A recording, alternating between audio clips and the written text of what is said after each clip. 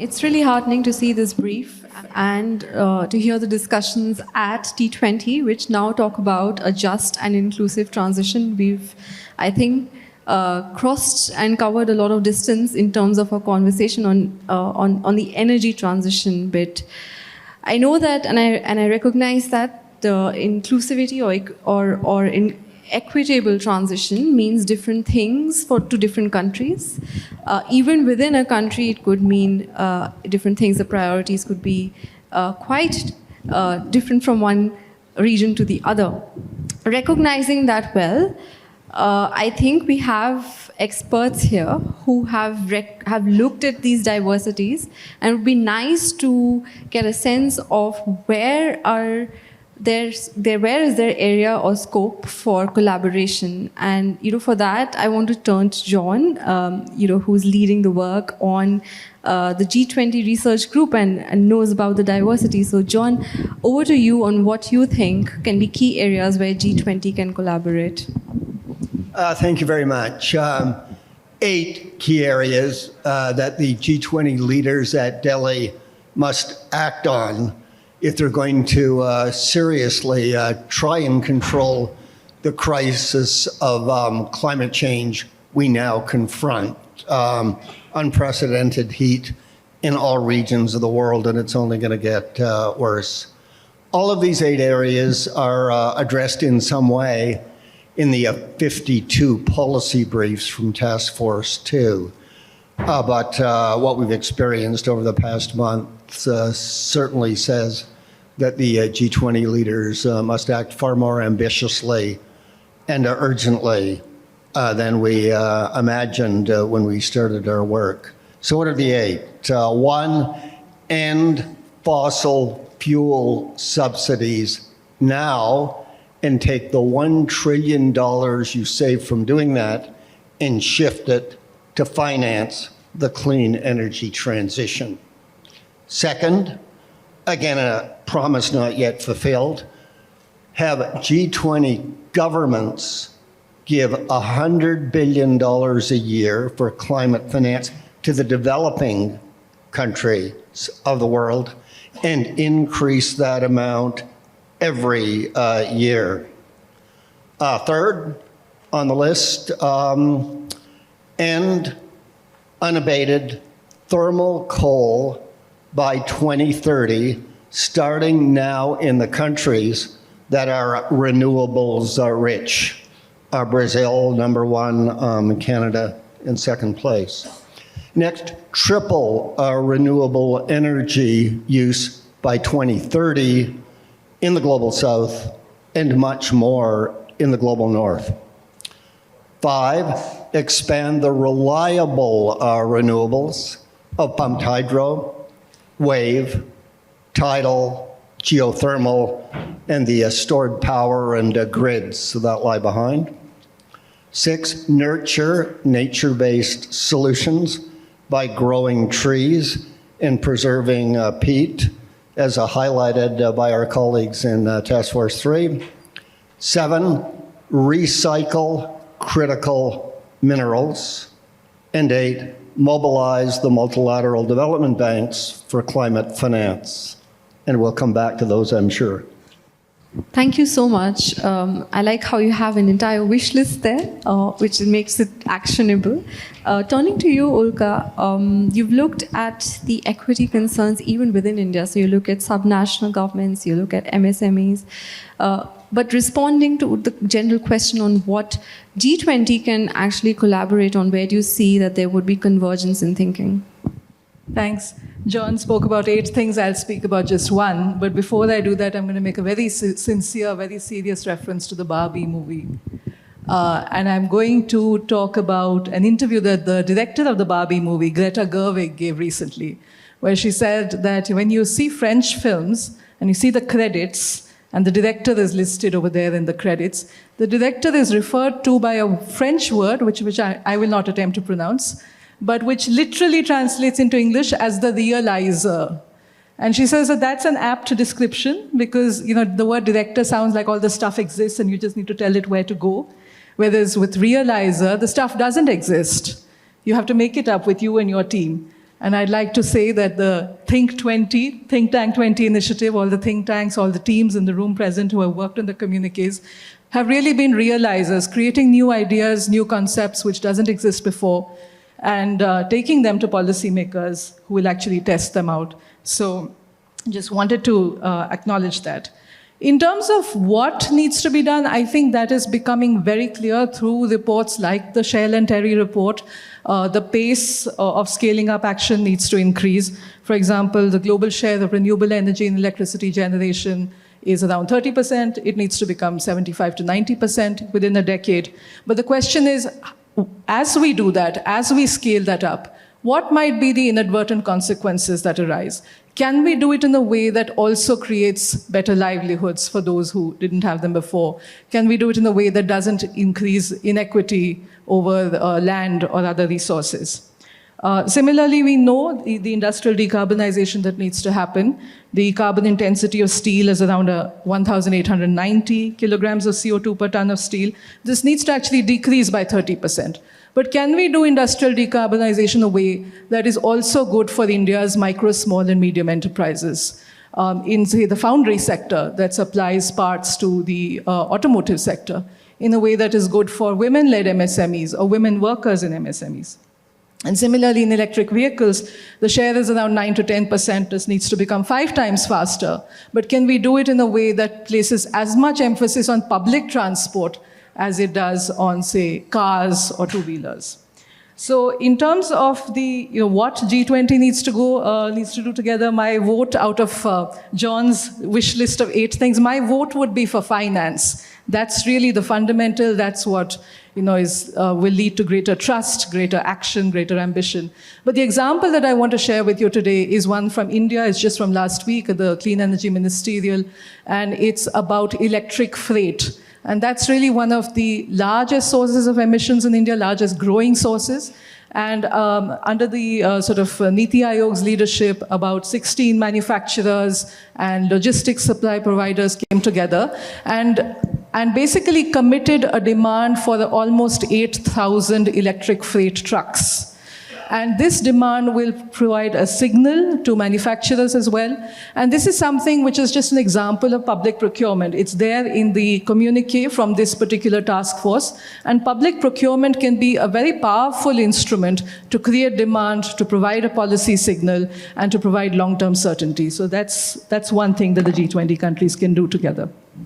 Thank you, Ulka, for that very sort of specific area where there can be collaboration. I do acknowledge that within the transport sector, it's important to think about the inclusivity of it and also thinking about supply chains, which means that you need to think of how these goods are going to move around without the repercussions for the society. So, and you made a very valid point about finance. That leads me to Barbara, who's an influential lady in the space of finance, is also leading the initiative on Innovations Lab at Climate Policy Initiative. So, Barbara, action points on what G20 can collaborate on in finance. Absolutely. Thank you so much, and thank you so much to the organizers for having me here. I feel very privileged, and it's been a fantastic few days already in a beautiful place. So thank you very much to the T20 Secretariat, and thanks for the great kind of leeway into what I wanted to focus on. Going a little bit broader, really focusing on this and necessary levers of finance and policy. And I think, John, you've had a great wish list. If I had known I can have 8, I would have done that. But I'm going to stick on 3 key asks to the G20. And the first one is around clarity for transition finance. I think we all know that we need both to increase and scale quickly up net zero or near zero emission technologies, and at the same time also businesses. But we also know that we need to start progressively reduce emissions from high abating sectors and hard to abate sectors. And in this context, transition finance has attracted a lot of attention. It's continuing to get traction. But I think what we see at the moment is a little bit a wild west of what constitutes transition finance. What does it mean? To whom? What are the different definitions that everyone uses? So where the G20 really could make a difference is by really helping foster a common understanding of what transition finance is. ideally actually helping to develop a common and agreed definition of what transition finance is, and really having that buy-in across developed and developing countries. Because again, for me, what you can't manage, you can't, what you can't measure, you can't manage. So unless there is clarity, it's very hard to make progress and really scale up the finance. So first element, first ask to the G20 is around clarity for transition finance. The second point, and you will not be surprised by that, is money. And we've heard about that both on this panel, but also on previous panels already. We all know that we're falling far short of where we need to be, both on our climate finance goals, but even more so in the SDG goals. And obviously, the broader we go, the further we fall short. So I think in this context, and Amar Bhattacharya sitting here, had a great discussion at a previous finance panel before lunch. I think a key component that we need to focus on is concessional finance. Concessional finance, catalytic finance, is here to help manage risks, and in doing that really particularly in relation to some of the nascent technologies, some of the areas, the businesses that are still emerging and maturing in the context of energy transitions. So I think here we know from our work at CPI, our global climate finance landscape, that only 16% of current global climate finance is being delivered through concessional finance. So we need to increase the volume of concessional finance, but we also need to improve the way it's being utilized to address some of the risks, and really also through planet finance, but also other things. And we also need to reform the ways in which it's been accessed and what's the eligibility to actually access concessional finance, to make sure that we really mainstream and put the just element at the core of all our climate finance. And the third one, very quickly, we talked about that one as well in previous discussions, is the international finance architecture. I think there is a need to really focus more, not only on how much money is in the system, but also how you use the money once it's in the system, and how can you use it more effectively to mobilize additional capital. I think there is a number of specific areas, and I might talk about them a little later, but I really, for me, kind of having the G20 focus on more on the operating models of the MDBs to help utilize existing resources more effectively to really trigger a just and resilient and low carbon transition, I think would be very important. So I'll leave it here. Thank you so much. I think the panel has been very, very specific on asks, which is absolutely excellent. Picking up some of the points from what Barbara has spoken about, Albert, you track the Asian markets, and you have your finger on the pulse of the market. What do you think could be potentially done within the region and beyond for G20 to collaborate on especially policy? And do you think that the promise of concessional finance can be delivered through certain mechanisms? Thank you very much. I agree with all of the comments of my esteemed colleagues here, and I do think ADB, other multilateral development banks, should be focusing on ways of mobilizing more concessional finance. I'm in total agreement with that. I also had a list of 3 asks for the G20, and they're all ways in which G20 countries can continue talking together to help develop market solutions to address the climate challenge. So the first area is carbon pricing. Not only developing emission trading systems within economies, but actually starting to think about international carbon pricing mechanisms. When we released a study that we presented at the mid-year T20 summit, one of the interesting findings was that if each country goes on its own to meet its own net zero commitments, the cost of realizing the goals is much higher than if there was coordination across countries, so that the countries that could reduce carbon most efficiently bore a larger burden in making those reductions. But to do that, of course, they have to be compensated. And one thing that's interesting is that many poor countries, developing countries, are countries which didn't really contribute much to the carbon in the atmosphere, but yet they actually have low cost opportunities to reduce carbon emissions, but because they're poor, lack the fiscal space or financing ability. And if there were some agreements on international burden sharing and pricing mechanism, it would be a natural way where you would see money flowing from rich countries to poor countries to achieve more efficient carbon reductions, which would achieve both equity and efficiency goals at the same time. The second area where I think we can continue talking together is on reporting standards, and disclosure measurement systems, for ESG markets to work, for emissions trading systems to work, for even cross-border adjustment mechanisms to work. We need to figure out how we measure the impact of economic activity on carbon emissions or other environmental outcomes. And we need to think about how countries can develop the capacity to measure, verify, and standardize the way they measure these things. That also supports international coordination in markets as well.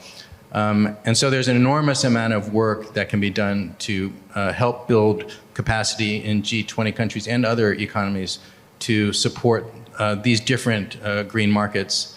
And the last area I wanted to talk about is to really make a plea for free trade in environmental goods. And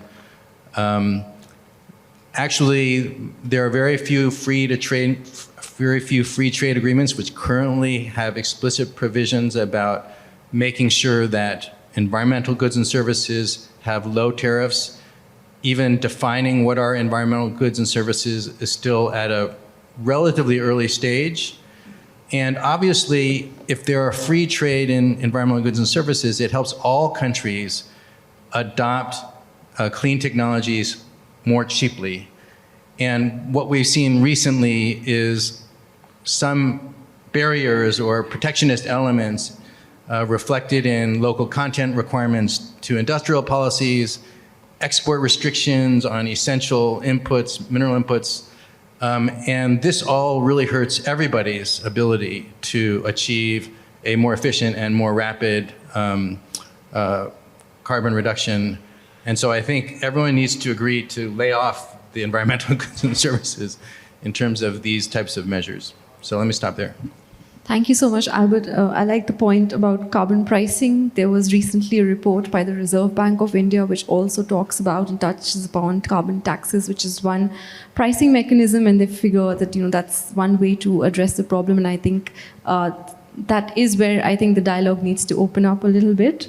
Also on the industrial policy. So today there's a very interesting paper that Danny Rodrigues released. Talks about focusing back on the industrial policy and what it means for different countries, and there needs to be coordination there because otherwise there would be chaos, as I would imagine, even with free trade, as you're mentioning. Having spoken, of what can be done and what needs to be done, there is a structure of conversation that exists, which is the international governance. And John, to you, how do you think there could be reforms within that to sort of move forward on the agenda that we have set for ourselves within the G20, or what we're talking about today? Very quickly, if you look in the broadest terms at global environmental governance, global energy governance, there's no multilateral organization with the power to compete with the economically focused, northern-controlled IMF and World Bank. And within the energy space, you've got, of course, the relatively powerful OPEC Plus, and from the north, the IEA of the first energy crisis. And on the renewable side, you've got, IRENA and the ISA, but it's not a fair fight by any means. G7 has done a good job, but it's not enough. The BRICS has done even worse. It's only the G20 which has an equal balance of members from the global north and the global south. It has the power to produce the renewables revolution. So there's nowhere else to go, basically, to get the job done as quickly as we must. So the G20, since the start, it's made 181 commitments on energy. By the most generous definition, about 69% of them have been clean energy ones. But compliance by members with them has been only 69%. And that's the same with the climate change commitments they've made. That's below the all-subject average for the G20. So in these two critical subjects, G20 governance at the summit level has failed. Bali did a bit better, 11 energy commitments, and compliance with them 6 months later, it's up to 78%, and that's on both the clean energy ones and on the just transition ones on affordable energy. India, by the way, compliance 100% after 6 months, so another sign of hope. But flash forward to last week, G20 energy ministers meeting. They made 48 commitments, but not one of them was on the 8 areas I identified, including the consensus one, 3 on my list, I think, but we're all agreed on the climate finance one. The G20 climate and energy ministers 3 days ago, I think, did better, 133 commitments, and they did include commitments on 3 of the ones on my list. The $100 billion a year, like, that's so easy to do. On nature-based solutions, growing forests, preserving peat, and maximizing the multilateral development banks for, climate finance. But what's missing? Nothing on fossil fuel subsidies, nothing on unabated coal use, nothing on tripling renewables, nothing on recycling critical minerals, and many other important things mentioned here. So it's really up to the leaders at Delhi to do these big things that are missing. And after all, other ministers work for them, not the other way around. Thank you so much. And, picking up some of the points on what you think are missing, there's an obvious question around fossil fuel subsidies, but any thoughts that, Ulka, you might have on what it really means or what might be required to reform the governance mechanism which delivers a just and equitable clean energy transition? Thanks. No, that's a very, very deep question. And I think you've also written about it, Suranjali, so maybe we should keep some time for the chair to also chip in. But definitely there are a couple of issues here. One, and we've recently written about it as well, is that as India transitions away from liquid fossil fuels towards more electrification in transport, there will be implications for the tax revenue that is collected from petrol and diesel. Of course, it has a positive effect, a good effect on our import bill, but it does have a negative effect in terms of the tax revenue that the government gets. I think the current share is almost a quarter of the tax revenue. So issues of fossil fuel, a phase down, of the macroeconomic fiscal implications are certainly extremely important. And I want to talk about one reason why it's especially important. And that reason is also linked to the transition, which is namely that there will be jobs created, but there will also be government revenue required for certain public spending on skilling. Skilling and finally safety nets. Let me talk about the skilling issue. So for example, in a study that we have done where we have a scenario that's consistent with India's net zero 2070 commitment, we see jobs increases in the utility sector, in the construction sector, and in the services sector. Utilities and construction, because obviously we are going to generate much more renewable energy, we're going to produce more green hydrogen. And services because there's a multiplier effect on trade, retail, transportation, repair, all of that. In the manufacturing sector also there is an increase, but if you go deeper subsector-wise, there is a slight difference. So for example, what happens is that there's a relative reduction in the manufacturing of emissions-intensive commodities like glass or basic metals. But there is an increase expected in specialized manufacturing. So that means fabricated metal products, machinery, electrical and electronic equipment. And this is because of the choices that we make. These are the policy assumptions that we make where we are saying that there should be more material use efficiency, more energy efficiency, more shift towards electric mobility and so on. So as a result of this, what happens is this transition is projected to create a shift towards more specialized manufacturing requiring skilling. And one of the things that we're observing is that some of these sectors have anyway not been very friendly towards women. So as these new job opportunities are created, is it that the inequities that currently exist get exacerbated? And there will be a need again for public spending on creating safe transport, childcare facilities, training that women can access without being able to necessarily go far from home. So I think all of these issues are quite interlinked and definitely needs a lot more attention in terms of how they can be solved. One solution, Albert will be happy to know that we have proposed in our paper is to have a compensating carbon tax.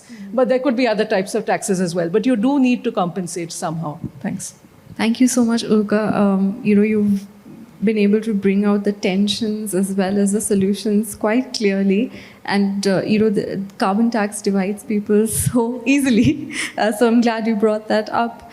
So in a sense, you've talked about the public financing of this transition. And now I want to move on to broader instruments and institutions that might be available. So maybe Barbara, over to you, since you've been innovating in that space. So any ideas?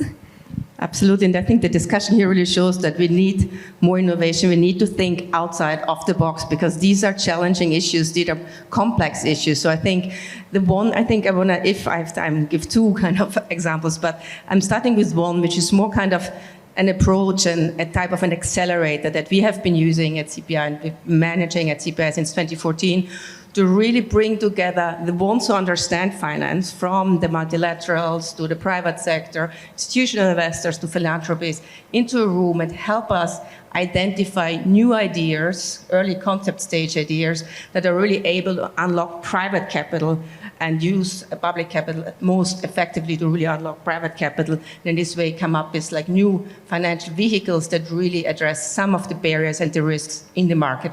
And the thing I'm talking about is called the Global Innovation Lab for Climate Finance.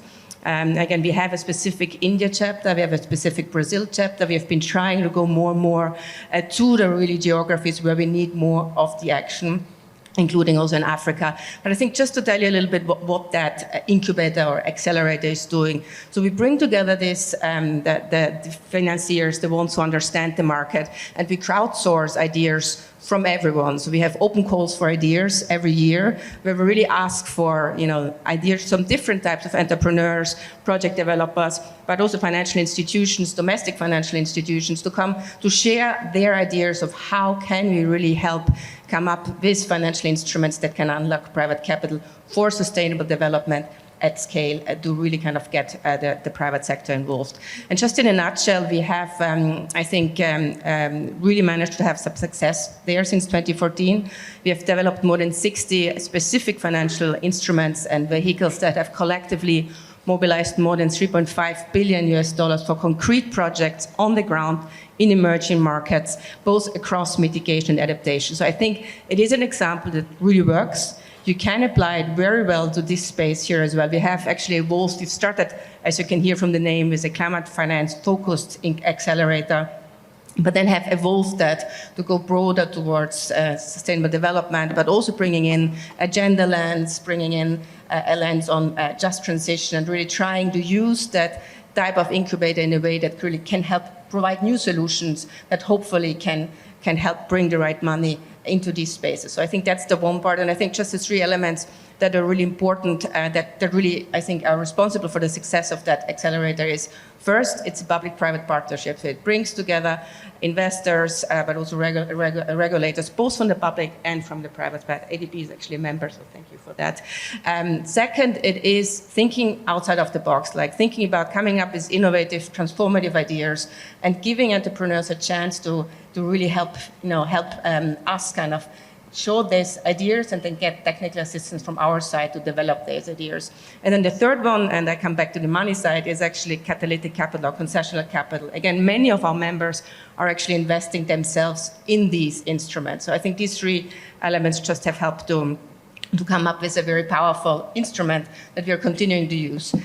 Very quickly, just I know I'm talking far too much, but I'm very passionate about that one, and I think we need to kind of spread the word of what works. But one other idea that my team here in India actually has been developing is how can we approach the issue of high cost of capital in emerging economies, which again we have heard on the previous panel is one of the key impediments to larger investments in emerging economies and developing countries. So we have, in conjunction with the International Solar Alliance, ISA, done a market readiness assessment of more than 40 ISA countries that have very high solar output and therefore a very high investment potential. But what we wanted to understand is what are the specific risks that are actually related to investment into solar energy, and what's the implications of those risks on the commercial viability of those projects.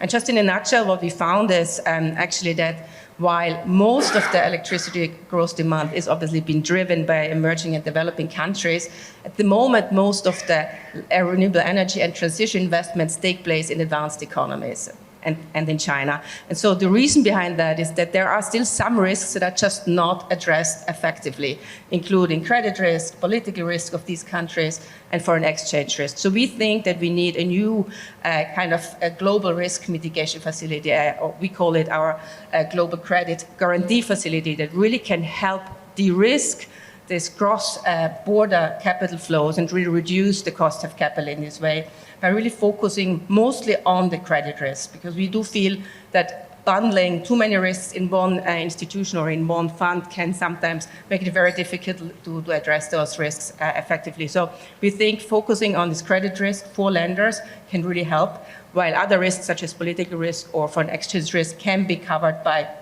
institutions that already have a track record, such as MIGA or the TCX fund for foreign exchange. So just to say, I think there's a lot of ideas, and I think the G20 again could put these ideas, these concrete ideas, on the table and really make sure that then hopefully there is willingness from the MDBs to maybe jointly capitalize such a facility, and therefore again using the MDB group of the G20 to really bring the details of that facility and get it off the ground very quickly. I'm stopping here. Thank you so much, Barbara. I think that I really like your idea about the global risk mitigation facility. Maybe this is a conversation that can continue until COP and something maybe announced there. Moving to you, Albert, your thoughts on instruments and institutions that can deliver the kind of finance as well as clean and just energy transition. Thank you. So I actually share many of the views that Barbara just expressed about what needs to be done in terms of climate finance. I think at Asian Development Bank, as a multilateral bank, I think we recognize that we potentially can play a real pivotal role because we bring our own public finance, and we have a private finance part of our operations. We have a kind of a convening power, a AAA rating, a trust among both governments and private and public sector participants. And we can try to leverage all of these advantages to try to really further the climate finance agenda. So, I mean, two aspects of that is, I agree we need to really mobilize more concessional finance, but also we need to think about bringing concessional finance and private sector finance together, because the amount of investment, as you know, that's needed is much more than the total loan kind of portfolios available from the multilateral bank. So it has to leverage the private sector. We've been, at ADB, been trying to be very innovative in how we think about financing mechanisms, and we've been, I think, working with other organizations to get ideas. So two of the ones that we've been kind of championing in the last couple of years is the energy transition mechanism, which raises money from a kind of blended sources to create financial incentives for coal-fired power plants to retire early, and we're working in Indonesia, Philippines, and Vietnam on this. It's still relatively early stages. And a second is one that we announced at our annual meetings in May this year, which is called IFCAP, the Innovative Financing Facility for Climate in Asia Pacific, which uses guarantees committed by donor governments, developed country governments, to, by guaranteeing parts of the ADB portfolio, allows us to leverage that to lend much more. So for every dollar of guarantee, we can leverage $5 of lending. With an initial commitment of something like $3 billion, we could lend $15 billion more dollars for climate change action. And I think the World Bank is also now talking about doing something similar to that.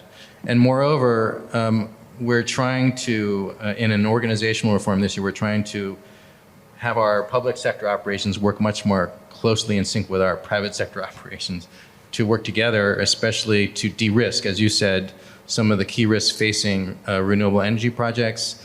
So there was the largest wind farm in Uzbekistan we helped fund. We used a public sector sovereign loan to de-risk the grid access risk that the energy supplier was perceiving as being a real deal breaker for them. And with the sovereign loan guaranteeing that risk, taking that off the table, then most of the financing came from a large private sector loan, and the company was willing to go forward with the project. So that's an example. I think there's many types of risks and many types of ways to blend finance to try to address some of the risks that are barriers to green investment projects, especially in countries where institutions are a little bit less developed, so investors perceive many different types of risk that need to be understood clearly and then addressed. So maybe I'll stop there. Thanks. Thank you so much. Maybe we'll move to the billions, to the trillions. Wishing all the best people like Barbara who are taking initiatives, and Albert are also leading within their organizations. Promit, so we open it up for questions, and if anyone. Hi, I'm Viola D'Souza from Manipal Academy of Higher Education. My question is to John. How to ensure energy security in fragile and conflict-affected states? That's a tough one, but let's start with one that is central to the critical minerals story, the Democratic Republic of Congo and all its neighbors in Africa that are torn apart by conflict recurrently. The way we in the global north and increasingly in the rest of the G20 and beyond are financing and their critical mineral supply, because we need them up north. It's not going to governments, it's going to all sorts of non-state actors, and actually fueling the war, which is why I think it's important to highlight the one I did from our task force, recycle critical minerals. Because if we simply take all of the batteries in all of the electrical vehicles that we're building or importing, they are mini cobalt and lithium mines that we will own ourselves in exactly the right place. So all of the problems that we heard yesterday with critical minerals, all the supply chains and political risk, they all disappear. So that's one answer to the question. And then, of course, we can think of all of the conflict that has arisen from those who rely on the fossil fuels and all that brings. But let's look on the bright side. Just recently, a new president of Nigeria took over. And within days of being inaugurated, he completely eliminated all the fossil fuel subsidies. If Nigeria can do it, and I think our friend from Shell Oil will know the Nigerian story and its dependence traditionally on oil and fossil fuel subsidies for political stability, it's said, then I think every G20 member can do it too. Yeah, thanks very much. My name is Rose Ngugi. I come from Kenya Institute for Public Policy Research and Analysis in Kenya. My question is directed to Albert and Barbara. There are two short questions. The first question, I heard you, Albert, talk about bringing the aspect of efficient emissions and therefore looking at free trade for goods and services that are environmentally friendly. And I'm asking myself if we can give free trade and no tariff to green goods and services, can we at the same time also say that we can establish a tariff for countries that are not efficient in emissions so that they can have a self-discipline?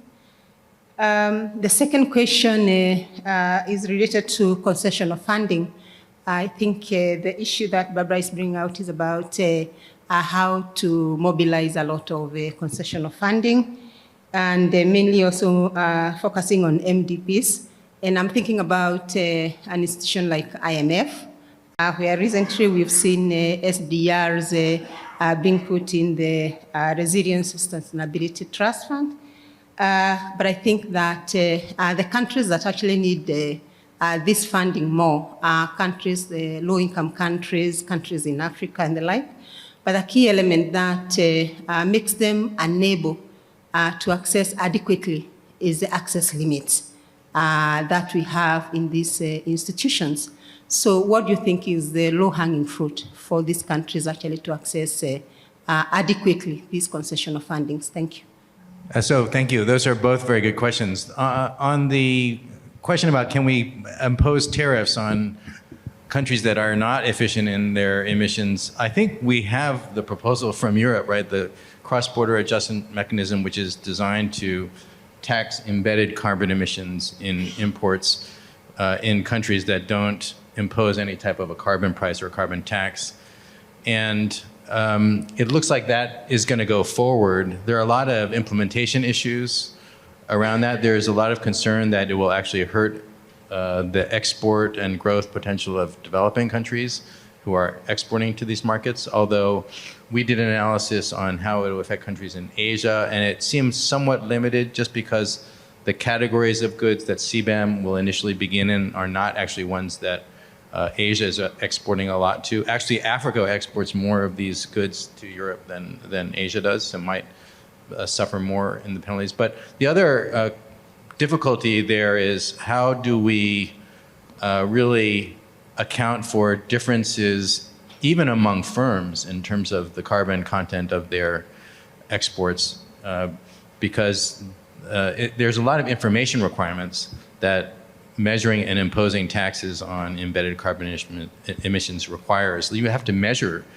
the carbon emissions embedded in goods coming from different countries in different sectors. And I think for countries that have fairly weak capacity to do that, they're just going to be taxed at the highest rate with the most conservative assumptions. And I think that will generate quite a lot of dissatisfaction. The other aspects about CBAM that we've reflected on is that it seems odd that, if Europe has a price mechanism and basically they're collecting revenues from poor countries and then using those revenues to then, I think, go ahead and support their own producing companies in these protected sectors.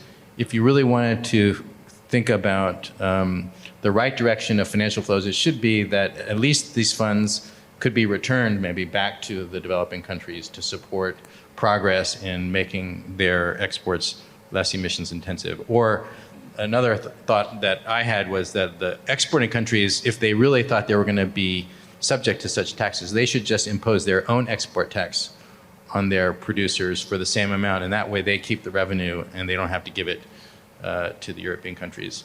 But all of these are implementations which are some need to be worked out going forward. I think great points, Albert, very aligned. I think great second question on concessional finance. I think there's two parts of that, the answer to that question. One, and again, Amma Bhattacharya is sitting here, you need to think about new sources, also innovative sources for concessional finance. Obviously, there is always this development assistance where we can think about using more of that to come up with the right concessional finance, or trying to, again, kind of get more sources from some of the public financial institutions. But I think the second part, which is really important to me, is we need to be more careful on how we allocate how you can access that concessional finance. So coming up with better ways to really make sure we are not providing concessional finance for very advanced technologies that maybe are already kind of ripe for private investors, but that we provide an allocation to either countries that are more vulnerable, which have more needs, and at the same time also thinking about, for specific projects, other ways for eligibility for concessional finance. Can we use auctions to say, okay, the ones who actually have a very innovative project with very high kind of standards for like measuring the impact on climate and vulnerability, can those actually be the ones who get allocated concessional finance? So I think there's lots of ideas that are there, but I think it's a very important point, so thanks for making the question. So one small point. You mentioned the IMF Resilience Fund. This is a new facility that the IMF has created. It's very popular. They're getting lots of requests from countries. I think it's still a welcome addition, even though it's somewhat cumbersome sometimes for countries to go through the protocols and procedures to access this finance. So, but I think it reflects a flexibility from the IMF to try to address the climate issues and not just be coming in when there's a financial crisis. Thank you so much. And I think we got our wish list of what G20 can do going forward. Thank you so much to the lovely panelists and to the audience for listening. Thank you.